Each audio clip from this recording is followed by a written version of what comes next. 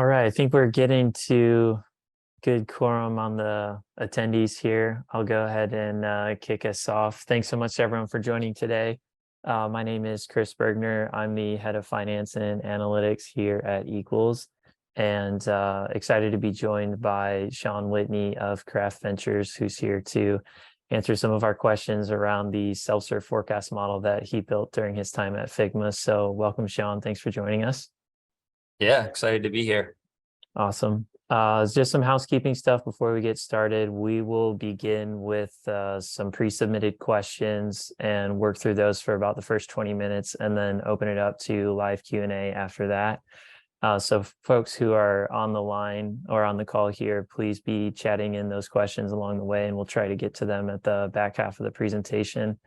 And for any of those that we're not able to get to, we'll try our best to follow up offline there. So with that out of the way, Sean, are we ready for question number one? Of course. Okay, let's get into it. So question number one, what is the most difficult piece of the model? And I think maybe we take that in two parts. So part one could be just from like an operation or executional standpoint, what was sort of involved with maintaining the model? And then kind of another take there could be, what are some of the more sensitive inputs to the model itself? Like, what do you have to get right in order to nail the forecast? So I'll turn it over to you. Yeah, totally. I think it definitely makes sense to take it in two parts. Could probably separate it out more from there. But I think number one, the first thing came to mind when we were talking about this was like the work that goes on before the model. So, collecting all the data inputs that are really required to build an accurate picture of your funnel, and therefore really your business, especially as it relates to self-serve. So it's not just like collecting it, it's just making sure there's repeatability there and strong integrity in that data. And I think ultimately, depending on your stage, really, but the context here of like when we were building this and implementing this and how we grew with it at Figma was this is really like a collaborative challenge across the company, right? So it was our work in finance and biz ops to generate these reports, to manipulate the data via SQL in the way that we needed for the model. But we had to work with our data engineers to make sure that the structure was maintained, that what we needed was updated nightly in the ETL process to drop into our data warehouse. And we had to work with product and engineering to make sure that everything we needed and wanted within our user funnel was like actually tracked in the tool.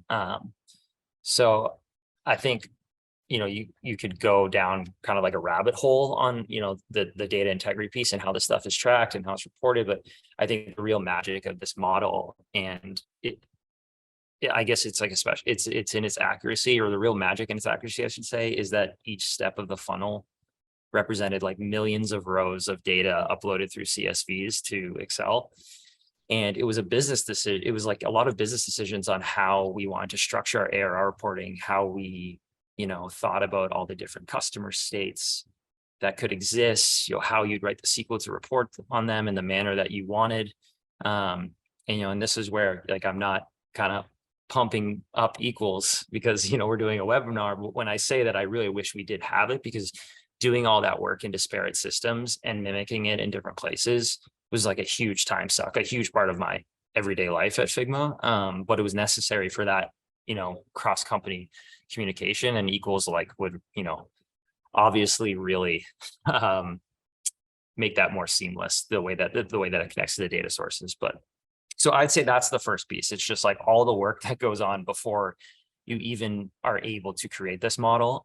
It's not really represented in this template. The template is more of the structure of how we forecasted, but you need to do that off of historical data. So that was the first piece. And then moving to the second part of the question, I think, is really understanding the sensitivity in all the different inputs. I think in a PLG bottoms up product like Figma, the inputs into a model like this can kind of be overwhelming, right? So you have traffic growth, like we would cut traffic by source, traffic by user type, how your product drives referral traffic. So like, that's just one, the first step, row 22, as I look at the template, there'd be, in the actual Figma model, this is kind of simplified down, there'd be, 20, 40, 50 rows above that to try to cut it in every different way, right? Conversion's the same, being accurate as possible with how teams and users convert over the life of the cohort. So, and how that flows through the waterfall. So I think, and everything is different too on a monthly and annual plan. So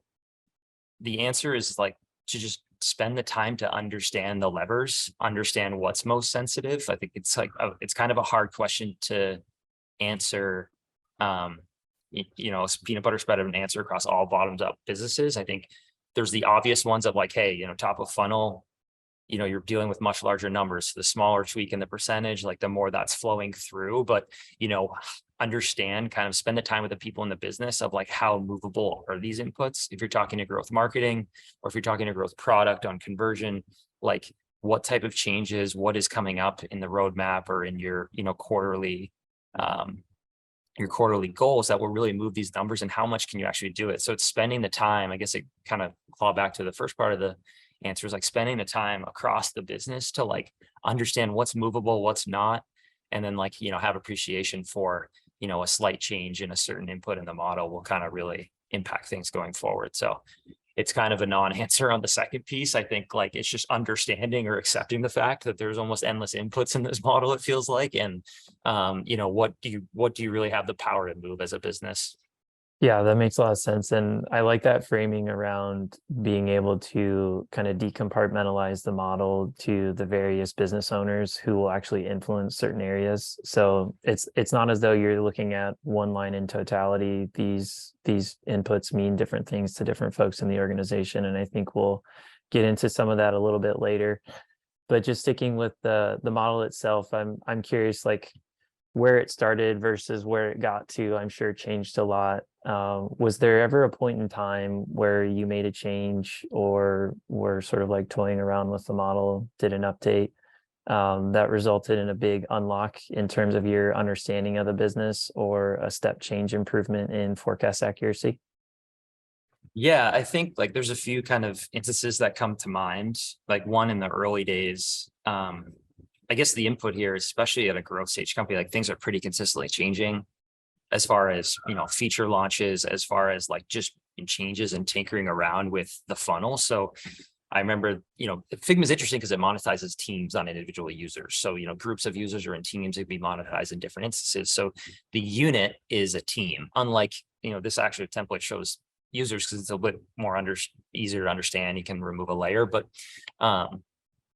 our head of growth at the time kind of realized like, well, okay, if that's the case, I'll just auto create a bunch of teams for users when they sign up. Right. And so basically like flooded the denominator of the, of that initial conversion. And it's just like, okay, well now our model is like kind of useless in a way. So it was actually really interesting insight on his part of just like, let me just skip this step. And it seems a little obvious in a way, but it's like, I think a lot of people know as you're scaling one of these companies very quickly, like there's a million different things to do. And, he had that insight of like, all right, I'm just going to like really screw with the funnel here in a way that's like a positive infra for the business. So that took us to go again, like sitting down with him, sitting down with that growth team to understand, like, should we just like not be thinking about this step anymore in the model? Should we be like understanding what teams actually matter, auto create teams versus like deliberately created teams? So like those are just kind of like the small little stories of stuff that was like it was like something like that. I'd say once a quarter, probably once a month in the early days to once a quarter, where it's just like small tweaks and kind of not resting on your laurels, if that makes any sense, and just like keeping that communication at a high level, so that the funnel in the model was a direct representation of like how users were actually flowing through your product. I think another example too, as we scaled, these inputs, it just became more nuanced with how, large some of the numerator denominators are getting. So sign up conversion, moving from traffic to sign up, I remember, started to, it started to deteriorate in a way that like, I guess suggested a number of things, right? Like maybe we just hit like a maturation in our brand. Maybe we're hitting, like every, self-serve designer out there had created an account. We were trying to understand like what really matters. But what we knew is from the That's a conversion nice problem to cohorts. have, by the way. Yeah, it was good. Product market fit like solves a lot. But what it did create in the model perspective was like, okay, cohorts aren't apples to apples anymore, right? Like paid conversion now looks lower because there's a higher denominator of signups, in 2021 than it was in 2022. Like, how do you understand the nuances around seasonality and all these different things if you're not really looking at the same number? So, we looked at that in the model and said, like, it's worth our time to pull a data scientist in and spend the time on like a pretty significant user segmentation project to understand, like, okay, were these like high intent users? Were they kind of the Gmail hobbyists of the world? They'll always stay on free. Were they users coming into effectively our paid channel? They, were part of teams that already existed in our organization tier. So like, that was like an instance where we're okay, things have changed. Let's spend the time to like figure out how to like, get back to like a normal state of really understanding what's driving this model. So it's just stuff like that, where it's like just having appreciation for how the business changes and like not trying to, force the business into the model, but adapting the model to what's going on in the business. Yeah, I'm totally with you. My framework for building any reporting has always been, you have to start by building it, then take the time to understand it, and only from there can you start to measure and impact the results. And it's tough to be doing that when the business around you is constantly changing, but that's also part of the fun of it too. I know there are two things that well, at least one that Figma did sort of during your tenure there that would be kind of interesting to hear how that impacted your process was you guys came out with an enterprise plan and added on a sales motion. And then, kind of curious like what that did to the model itself or how you operationalize things here. Were there any other things like changes to pricing and packaging that were big drivers or changes for you? And how did you sort of adapt to that? Yeah, for sure. I mean, I think, the enterprise tier is what kind of like put us onto that hockey stick growth curve that, has been documented at this point. I think self-serve always remained a feeder to that and served as like, and especially the free tier served as almost like a marketing expense in a way of like it's just, pure bottoms up play. But one thing that served us really well operationally, and I can't say that I like always recommend this, but there was like a very clear separation between self-serve and sales. It was pro was our self-serve tier, kind of credit card tier, org was our enterprise tier, and reps actually couldn't sell the pro tier. They could only sell the org tier. So, this probably left dollars on the table of customers that said, I'm just going to stay on the lower tier. But from a clarity of data perspective in the model, it made it really easy to understand like where customers were in the funnel, like, and like how they had been, I guess, like, manipulated by growth or sales in any way. And we ultimately ended up building, a very similar model for sales ARR when we started to introduce and grow that team. They were fishing from a pool of these self-serve cohorts that are created here. And those really became their denominator for conversion. So we could basically look at sales as a funnel like self-serve, and then back solve how many reps we needed to hit that number. And again, this is another like good problem to have type of thing, but we were always rep constrained, not lead constrained.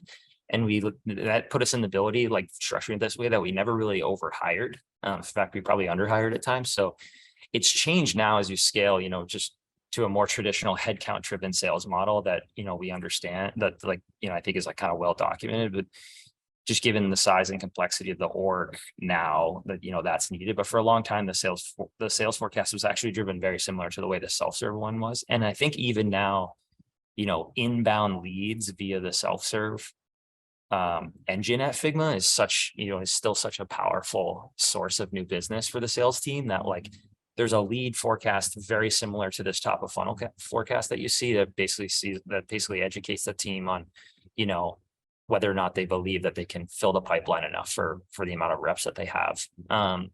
So it all kind of fed into each other, but it was like super simple from a data reporting perspective. I think a lot of companies reps can move up and down the tiers. We only had 2 paid tiers as well. Like that can get more complicated. So I have a lot of respect for people who are able to build even more complex models than that. There's also, a few, kind of going back to the other question, I think you asked about pricing and packaging. There was a year-long project to re-engineer our entire free tier at Figma. We used to paywall on basically the number of collaborators and move to more of a usage-based number of files that you could create. And that was a pretty massive project just on the biz ops and finance side of understanding like what is the risk here by changing our monetization model, but more so on the product and back end data side to re-engineer a entire free tier. But it was a lot, again, like working across the organization together to understand like with product, with the back end infra team, with biz ops and finance to like, hey, how do we screw with this model and like come up with a scenario of like worst case scenario, how does this impact? So I think like now that I'm like saying it and talking about it out loud, like I think communication is probably what really helped Figma with a lot of this stuff. And even with us on the finance team with this model. Yeah, this is a little off script from the model itself, but something you brought up there just got me really curious. When you made the decision to move to the number of like workspaces as opposed to users, was that a conscious decision to try and like introduce more of the virality in the product? Or what was some of the rationale there? Yeah, I think the genesis was kind of FigJam when we were becoming a multi-product company. We, really Okay. wanted to, yeah, it's interesting to think about how this all flows into like your financial forecast and stuff. But we understood that introducing a new product, like there was a lot of dependence on adoption, obviously, of our existing users, and having the limit paywall function on like number of collaborators didn't make a lot of sense. If you're trying to pull a bunch of marketers that are already in design files to FigJam files, then you're like inherently limiting that collaboration. So, and it was also a response to the market a little bit. You started to see, at that time, Miro really exploding. They were doing things on number of files. Canva had a similar pricing model. So the core differentiator of Figma being collaboration when the paid product launch had shifted. I think it's in design specifically, that was still the core differentiator, but like the way in which to monetize users, like that had kind of shifted in the market as well. So it just made a lot of sense, but it was not an easy project. The growth PMs and growth data engineers and data scientists, they deserve a lot of credit for that. It was like a year-long project leading up to the FigJam launch. Yeah, and definitely can't argue with the results. So credit to them for that. Yeah, I just ran a scenario in the model where like this could tank ARR and it actually drastically increased it. So That's good. Maybe we'll edit that part out. yeah. I like the honesty though. Going back to the spreadsheet itself, we actually had an audience question come in that I think is pretty relevant to the sort of like sales versus self-serve thing here, which is if you had a business that was more enterprise driven as opposed to PLG, which Figma was, how might you reconstruct or think about building this from scratch under that mechanism? Yeah. I mean, I talked about this a little bit in the previous question. I think sales-driven models are probably more well documented given just the history of enterprise SaaS sales and are typically headcount based. So the inputs are not actually like, traffic and users to a landing page or to a lead, but more so like, hey, if I have this many heads, how do I believe that sales heads, I mean, how many, how do I believe that they'll attain quota? How should I adjust that quota? Like, how can I look at prior rep attainment as a means to that? And I think if you have strong product market fit signal and through like this PL product led sales motion, inbound leads, as I was mentioning, or, having that figured out on the surface is like very important, and understanding like, okay, where is this? How do I understand my pool of self-serve customers that I can pull into? So you have to kind of weigh, if you're purely like an enterprise sale, like it makes a lot of sense for you to have a headcount driven model, understand your lead funnel and how that can, affect pipeline. If you're a product led sales business, like have appreciation for the self-serve tier and for your inbound leads, because those are probably going to be more important. Understand your lead forecast, how you have to spend to generate that, the quality of them, and basically look at the problem in the inverse, right? Like what's the minimum number of reps I need to meet demand, like we did at Figma. So that's what leads to efficiency. So I would say like no way is better than the other. I think and as I mentioned with Figma, it like switched with stage. It really started to scale, and the headcount on the sales team really grew. Like we had to switch to that headcount model because it only made sense to do so. But just understanding really where sales leads are coming from, whether that's through a self-serve tier or just through more of an enterprise level sale, is a good way to educate yourself. But having appreciation for both ways, the tops down and bottoms up, is probably always smart. Yeah, makes a lot of sense. Thanks, Sean.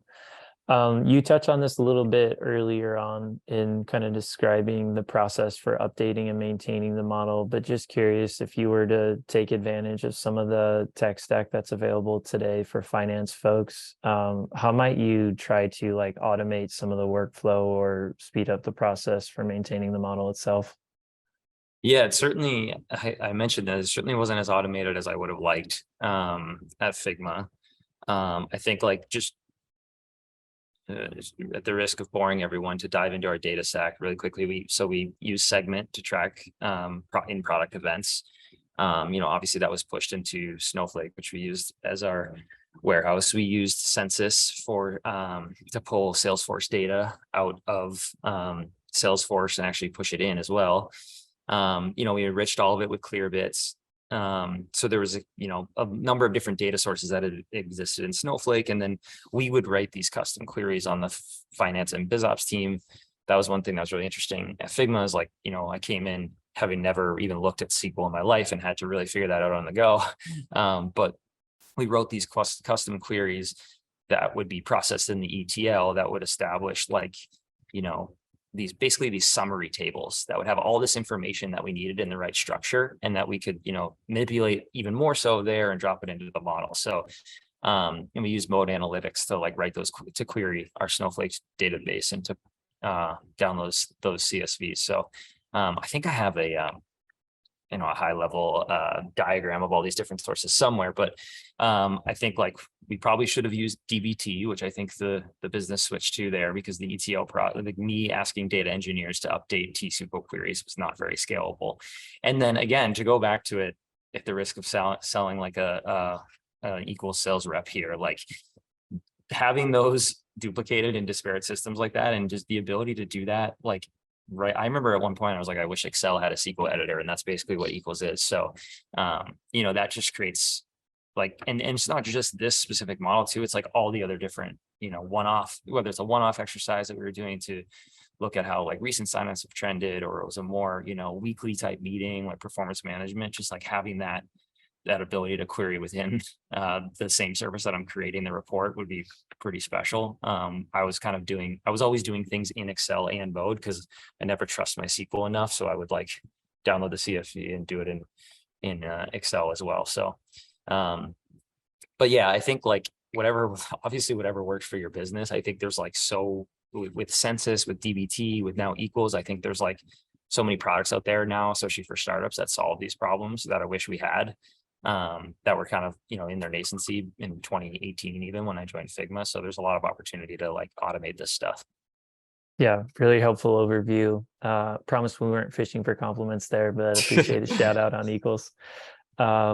Maybe we probably got time for one or two quick questions. One that I found here that I think is a really good one is kind of this idea of maybe you have this really beautiful, perfect model, but it sort of doesn't mean anything until you can like elicit some action from it.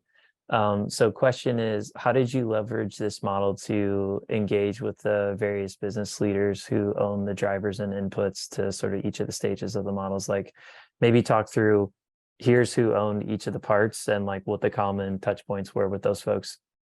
Yeah, totally. So I think what we probably did, again, like harping on the communication thing, was everyone kind of knew that this model was how we reported everything. This is how we set our quarterly and yearly goals. This is how we reported to investors. This is like the number that Dylan knew, that Praveer, our CFO, knew, that like, this is what we're all shooting for and all, aligned for.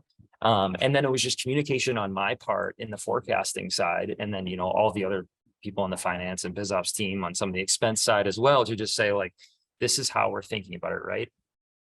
Top of funnel, let's talk to growth marketing. Like, this is what we've seen for organic traffic over the last year. This is the seasonality of inputs that we've seen. Like, what type of growth initiatives do you have that you think you can move these numbers, whether it be in the Google, search source, whether it be in the direct source, whether it be in social source, paid traffic. Obviously we started to layer in paid, later in my time at Figma. We just understand like, hey, what is your budget? How are you thinking about spending these? What types of users can you drive?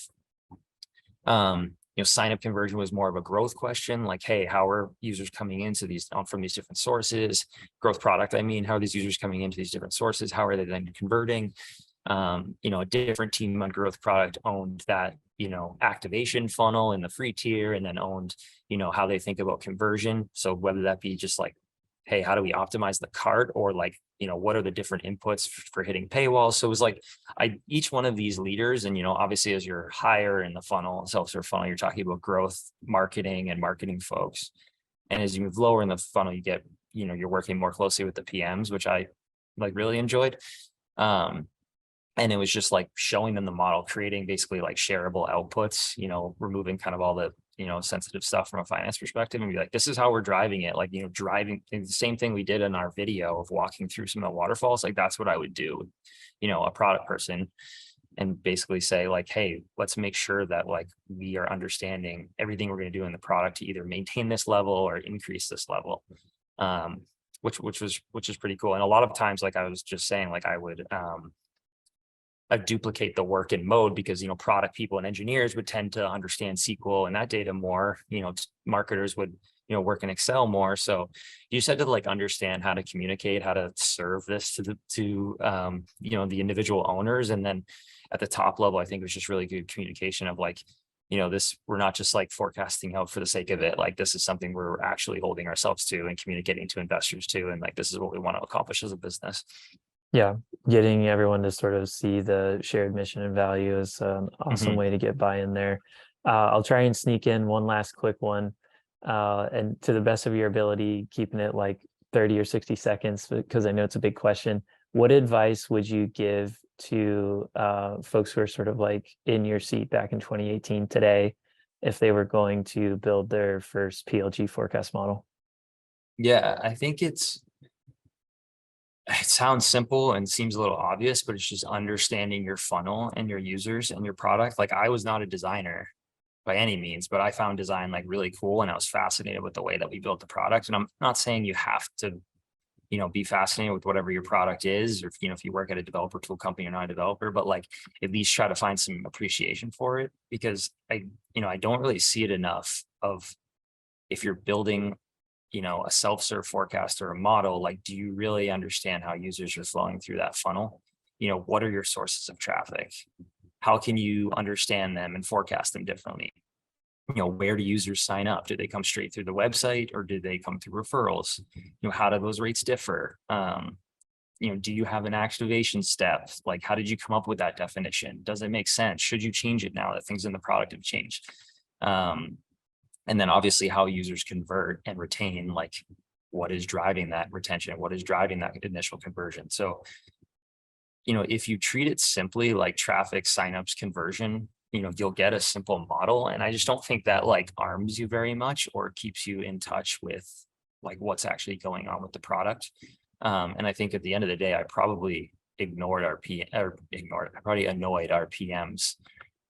with how much I was asking about just like how things were going, and data scientists, when I, my SQL skills kind of hit me with a wall of just like what's going on in the product or future roadmap stuff. Like, I jump into like roadmap docs and Coda, I remember we used, and like people be like, what are you doing in here? I'd be like, I just want to know what's next. Like, how's it going to change this? So yeah, I just think like, I feel like I've been harping on it a lot, not intentionally, of just communication and connection with the product, really. I mean, the entire organization, but like the product specifically, and and with that in mind, or in that vein, like the user as well. Yeah. I mean, just intellectual curiosity goes a long way. In I being think able Bobby's written about this, like how like the modern day, especially bottoms up finance job is like almost not as much of a finance modeling job as it is like working with product and really understanding it. And I would agree with that. I had the benefit of him posting something about your first finance hire before I started, so I made sure to study that up. But smart. Kidding aside, I think we're effectively at time, so I want to be respectful of your time, Sean, and just give you a big shout out and thank you again for joining us. I'm a huge spreadsheet nerd and think this is just a work of art, so I appreciate you sharing it with the world. Yeah, I think they use a little And I can't take all the credit. I try to say Praveer Melwani, the CFO of Figma, he he had developed a lot of this when I had joined. So I learned everything I know from him. That's great. Yep. Yeah. Okay. Well, thanks to everyone for attending today. We'll be sure to try and get a recording of the webinar out to you soon.